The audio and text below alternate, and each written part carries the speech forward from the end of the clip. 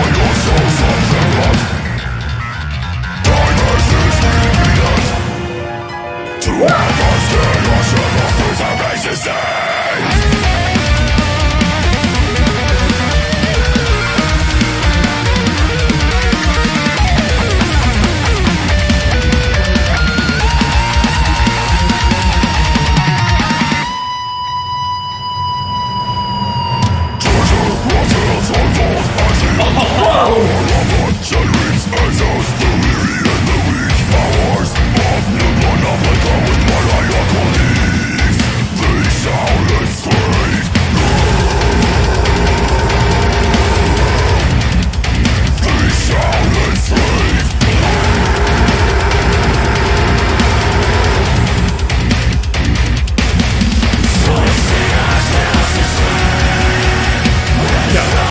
Okay, I gotta stop it because there's already been so much thought stacking going on. Okay, so I think part one was up until the really heavy stuff and Ben came in. So just that intro, that sounded Yeah. kind of tragic.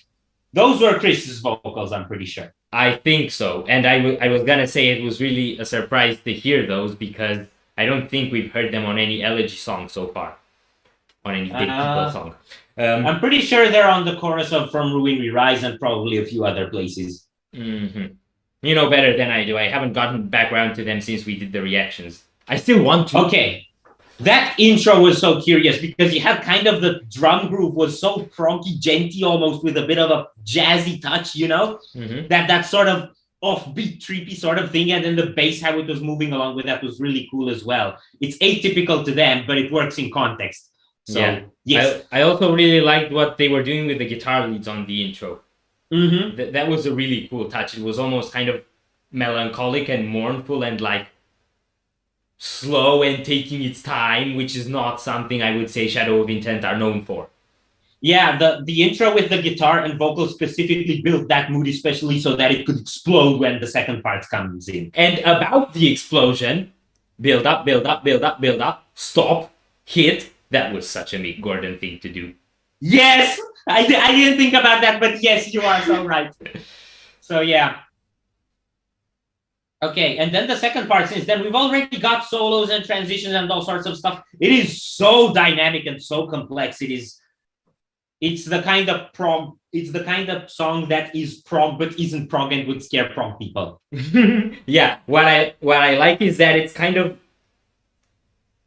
I usually see this build up to intros that usually build up and at some point it just hits.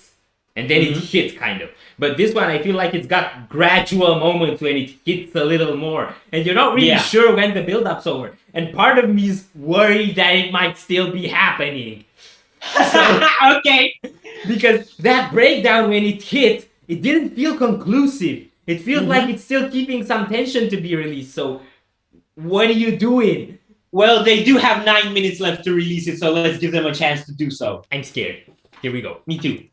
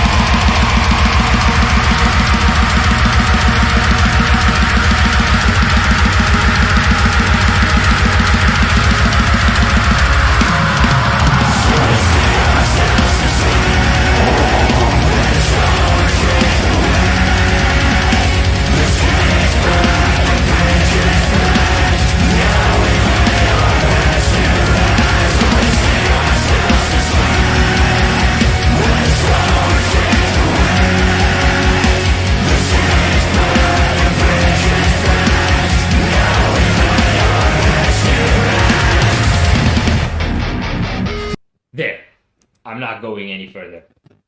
Okay, I think we're gonna go into a breakdown, but we have yet to see.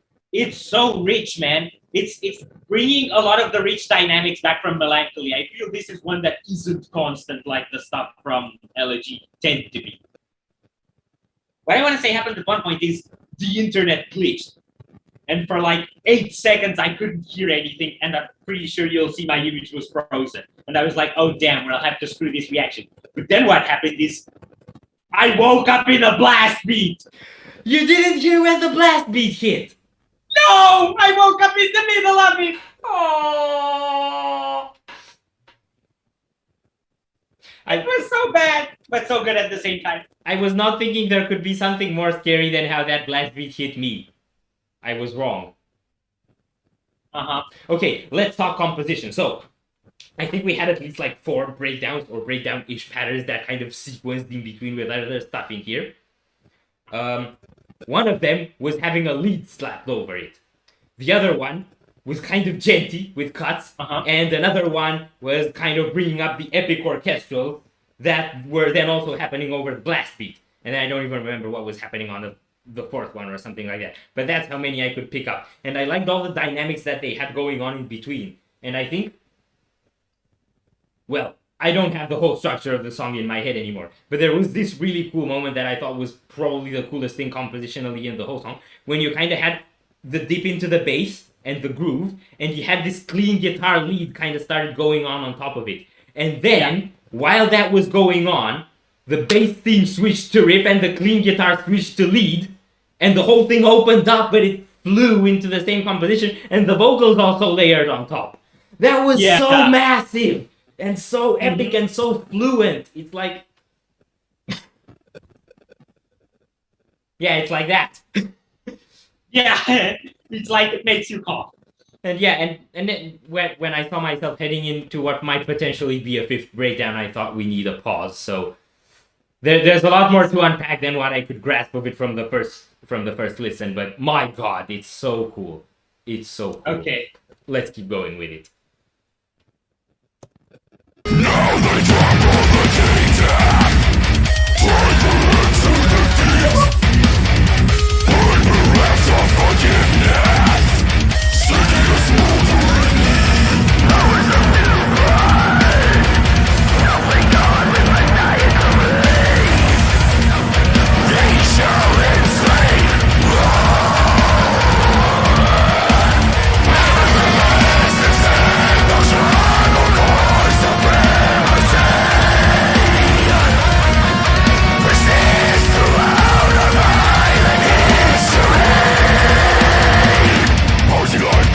Sinners divine, pacifying on the money. Songs survive, I'm a semi-tossed alive into a burning pit of fire. Evil light, I'm dreaming of the city's ways, never to be seen again.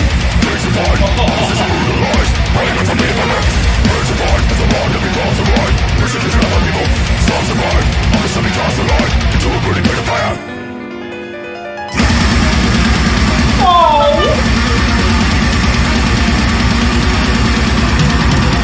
Songs survive, I'm a semi-tossed alive into a burning pit of fire.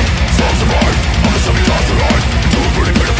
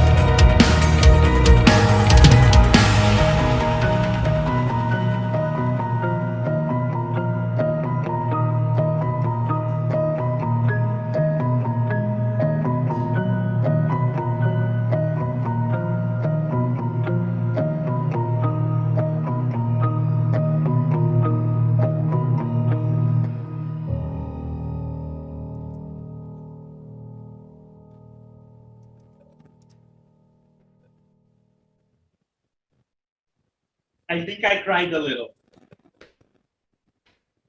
I'm not used to crying to Shadow of Intent. I mean, mean, they are an emotional band, but they're a deathcore band. I am used to crying to Shadow of Intent, but usually it's because I'm in pain. This time, well, I was in pain, but that's not why I was crying. It's just so mournful, so expressive. There was so much rage in that beat with all the blast beats and slamming stuff. They went pretty technical death metal after We Let It Go. That really dynamic piece with all the twists and turns. And then that, like out of nowhere, opened up back into that chorus. It's like that chorus creeps on you all the time. The transition is so smooth and you just never see it coming. By then, I could actually tell that's the chorus as well. Mm-hmm. Man, there was so much. I kept getting thoughts of what I'd want to say, and then more would pile up. And by now, I'm just it's overwhelming. It's too much. I'm not saying that as a bad thing, but as a first listen, I'm kind of losing my coherence for now, and I don't have what it takes to break it down. This takes several listens to actually fully take it in and understand what it's about, and I will do that. Yeah. But what I do want to point out is I like how they also brought in the shrieky vocals, like the ones that are kind of muffled. That's another element that I really liked on Melancholy and that I don't remember so much on Elegy. And the part that you said where they went technical death metal, the way they were tearing it apart and the kind of dynamics that they were doing actually made me feel like kind of Shadow of Intent writes Dream Theater. I don't know if you got that dynamic, but I felt the way it was cutting, you had some stops where only the lead would be in and then it would strike in and the groove would be different, and the way it kept kind of like once you thought on it settled, it moves into something else, and it's kind of like this wobbly ground. You don't know if the next rock you're gonna step on is gonna stay there or fall and make you slip. That's such a Dream Theater kind of thing to do. Okay, yeah, that's a weird but weirdly accurate parallel. Yeah, and well, the Dream Theater stopped when the next blast beat came in. And there were so many blast beats, my god! That was insane. But they're not constant. They're like these consistent doses, but they're like come and they go, so it has impact every time. It's not unnecessary. Yeah, and I would say, given that it's war themed, that this sort of dynamics kind of make it feel like the blast beats are the heavy artillery and the battle action going on, and then the emotional bits are like the sorrow and pain that comes in the aftermath and in the tension before the next round. So it's like I feel it's expressively a very dynamic and accurate display of not only the representation but also the emotional aspects of being caught in something like that. Not that I know, but from a dramatic and theatrical standpoint, it's so beautifully expressed. Yeah, not that we know, because fortunately we never had to deal with that. And then I think the final Easter egg was the end, because with a song like this, you definitely expect it to end on a huge climax, but it just kind of faded out slowly into the nothingness and into that tragic feeling. Okay, it's like you don't know where the chaos went. Yeah. And another thing that actually kind of got me about that is I'm not sure of this, because I didn't remember the beginning by the time it ended, but it began on a bass theme, and it ended on a bass theme, and I'm not sure if those were maybe reprises. Yeah, I don't know either. We'll have to go back and check. Yeah, but this was huge, man. We be headache, we be cry, and we be dead. And on that note, if you enjoyed this reaction, we greatly appreciate the likes and shares, and if you want to see more, don't forget to subscribe with bells on. Thank you very much for subscribing. We hope you enjoy your stream. We'd love to see you back at Windmill very soon. Corpses out.